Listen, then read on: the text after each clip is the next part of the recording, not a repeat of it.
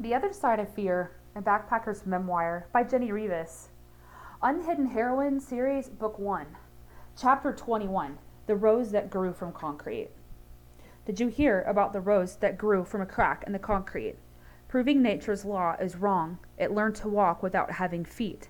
Funny it seems, but by keeping its dreams, it learned to breathe fresh air. Long live the rose that grew from concrete when no one else ever cared. By Tupac Shakur. After a 24-hour bus ride north through excruciatingly curvy mountains, I made it to Santa Marta. Once there, I got a room at the same place where Sebas and I stayed on our vacation. Carlos wasn't working there anymore, but I knew the staff and the neighborhood around it. The first thing I did after checking in and getting my things settled was thoughtfully write out an email to Joanne. The bus ride provided me 24 long hours of self-reflection. I had made some pretty big mistakes along life's way, but I always owned them and the damage they caused. My blunt honesty has had a history of being off-putting for most people, and although it is a commendable quality, it doesn't work well if it's not administered with wisdom. Wisdom to know how to speak the truth, and what timing to speak it, and how much of it to share, and what timing, based on how the receiver of it is capable of processing it. For example, in my email to Joanne, I should have just politely informed her that because of personal reasons, I could not continue with my commitment for the internship, and left it at that. In my email, I didn't share the full story of what my living nightmare had become in Hardin. The near overdose, strangers knocking on my door night and day, a police officer attempting to rape me, how dangerous it was to walk by myself to the school, not only the new danger of being assaulted again, but danger due to temptation to use cocaine with faculty and friends. I only shared that I was in a battle with cocaine addiction, that I had gotten myself into a difficult situation, that I had left Hardin to safeguard my life and focus on recovery. I fully acknowledged how my actions had negatively impacted those around me, and for that I was truly sorry. I found at least 5 more ways to express my understanding of what I had done, and how many ways I was sorry. I signed very sincerely with cascades of guilt and shame, and sent. Next, I communicated with Dr. D, since he was essentially the main supervisor of all my internship credits. We had organized the internship through the nonprofit, but he was the only one who could sign off on all the paperwork related to it, placing the final decisions ultimately in only his hands. Carlos came to get me, and we went to have lunch at our favorite local place called The Office. They had the best authentic food and made our favorite passion fruit juice. We sat outside at a table, sweating and swatting flies off our food, and Carlos had some great questions for me. With or without the university, what did I want to do with my time abroad? When did my tourist stamp expire? I hadn't even thought that far ahead. I was in survival mode. With or without the university, if I decided to stay in Colombia, what would I do for work? By teaching in Hardin, I learned about a thing called a TESOL or TEFL certificate, which most companies require in order to teach English. I found companies offering those certificates online for a very economical price. Carlos encouraged me to think ahead about those things because in reality, a finished master's degree would open a door for a job. But to teach English at a university or something like that, I would still need that TEFL certificate. He said that his apartment would hopefully be ready in a month or less, and in the meantime, I would have to be comfortable in my hotel room. That's okay, I thought. I will hear back from Joanne, who will have just as much grace, kindness, and compassion as Hernan and Sebas had. I will figure out a different route for internship hours. I will focus on finishing my semester. Everything will be fine. And in my spare time, I will enjoy new adventures here and be on my best behavior. Little did I know, little old me from a whole continent away had created an entire shitstorm all the way in Oklahoma, and what would really happen was far from the story in my head. Joanne received the email I sent before she spoke personally with me, took the liberty to forward it to the dean, who supervises the entire university's graduate college programs, who in turn called a meeting with the high-ranking faculty in my department. Joanne didn't stop there, but also shared it with the director of the school in Hardin, who in turn shared it with his faculty members.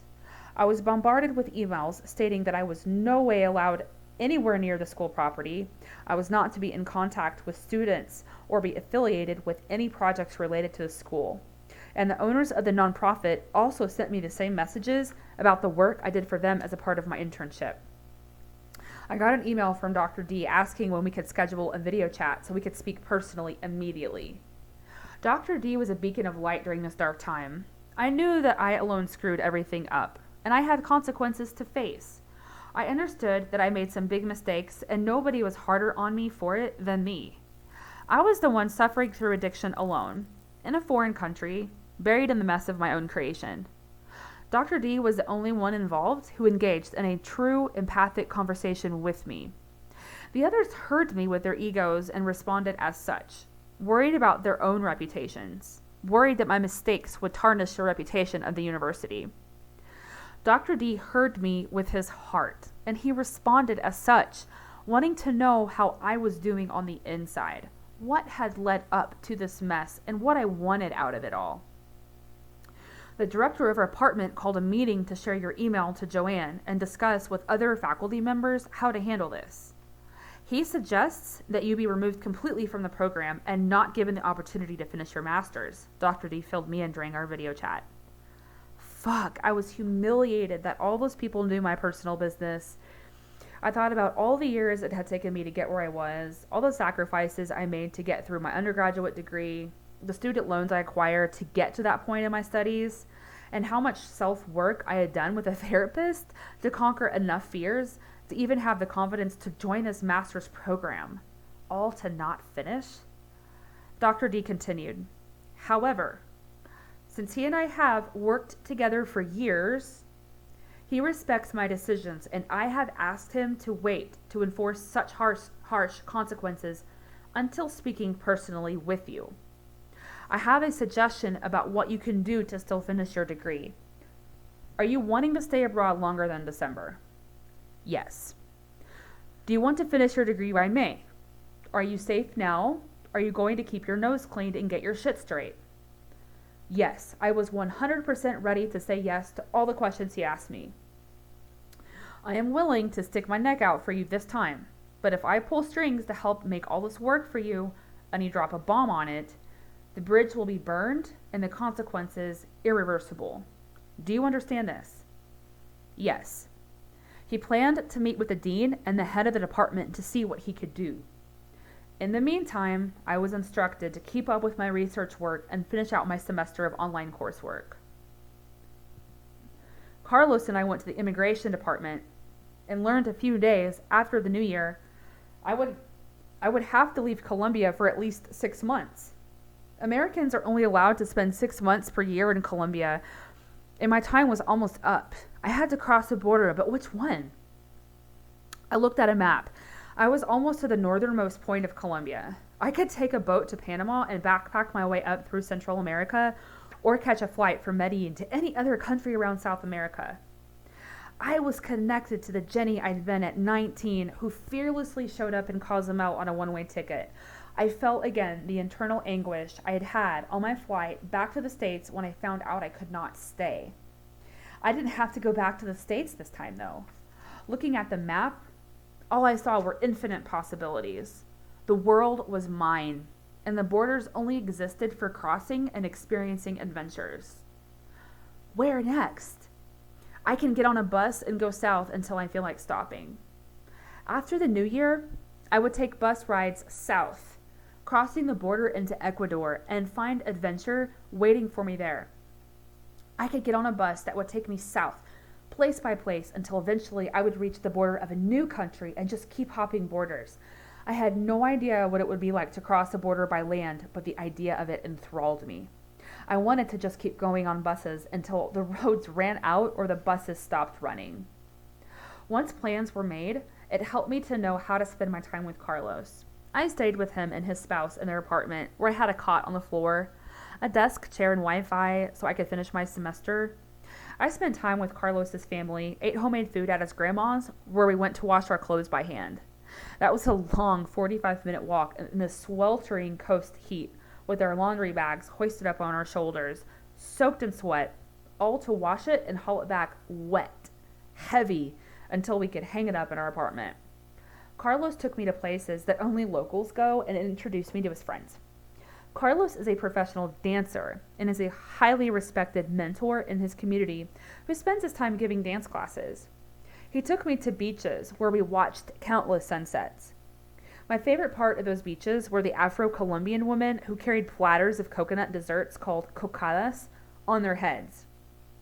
I could buy a whole assorted bag of them for a couple of bucks, and we would eat them until we were in a sugar coma with our feet in the sand, watching people around us party. We talked for hours and hours, watching waves roll up on the beach. My time in Colombia was ending, but I had so much left to see in Colombia. I was crushed that I ruined such a beautiful experience with my cocaine divergence. Colombia will always be here, and you can come back again and again. You made mistakes, but they don't have to be the ending of the story, I reminded myself. One morning, I woke up with a vision of a vibrantly colored orchid. A memory came to mind of a woman I had met while hiking, who had been outside watering her flowers as I hiked by. She had a little house tucked away in the side of the mountain, surrounded by coffee plants and banana trees, and her house was adorned with all kinds of gardens with a medley of different flowers planted in tiered beds. I stopped to compliment her on her beautiful flowers. She offered me some water and told me a piece of her story. I learned that her husband, who was also the town drunk, wouldn't, quote-unquote, let her walk into town to work anywhere. So she started her own flower business as a means of finding her own independence. The people in town who had all these potted orchids hanging on their balconies bought their flowers from her. Her story inspired me. I wanted that flower to always remind me that no matter how hard things may seem, there is always an answer. I already knew that I wanted to get a tattoo before I finished this part of my adventure, and now I knew it needed to be a vibrant orchid on the left side of my neck, placed so I could see its beautiful open blossom every day. I went to a tattoo shop to explain my design idea. The next morning, he had the drawing ready, but I was shocked when I saw it. I imagined something small, maybe 2 inches in diameter. The orchid he designed was at least twice the size of what I had in mind, and it would take up a considerable space on my neck. I was on the verge of changing my mind when I heard a girl by the register up front say to her friend softly, "If she walks out without getting tatted right now, I am stealing that flower design for me. Those colors are so beautiful." "Oh, hell no, that was my flower. I earned it." "Let's start right now," I told my artist. The 4 hours of excruciating pain was worth it, and I loved my beautiful flower more every day. People often ask me what it means. It has numerous meanings, and as I continue to travel, it grows to have even more. At first, it represented Jardín. I found the start of my new life path in Jardín in spite of the darkness that ensued from my bad decisions. I began to open and blossom in a new way, and I want to see that flower every day to remind me to always keep blooming no matter what. The remaining meanings are only for me to know. I spent my birthday and Christmas with Carlos and his family. It was the first Christmas I ever spent on a beach. However, I knew that the day after Christmas was the day I needed to go. On my way back south toward the border, I wanted to go back through Jardín one last time, sober, to pay my respects and show my face with my head held high. I always own my mistakes, and my journey started in this magical place. I wanted to say goodbye to Juancho and Sebas. I wanted to pay my respects to the place that had so immensely impacted my life for the better. And I wanted to apologize, even if just to myself. I wanted to close things on a positive note before I left the country. I had no idea when I would come back to Colombia, although my soul told me I would eventually make a lot more memories there. I wanted to close the old chapter so that I could make new, better one next time.